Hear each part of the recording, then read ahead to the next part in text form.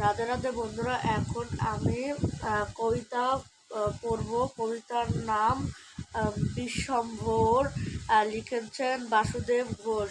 শচীর আঙ্গিনার নাচে বিশ্বম্ভর রায়, হাসি হাসি ফিরি ফিরি মায়ের মায়েরে লুকায়।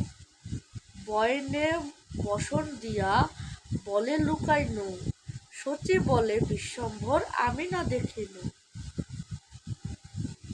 কেমন লাগলো কবিতাটি?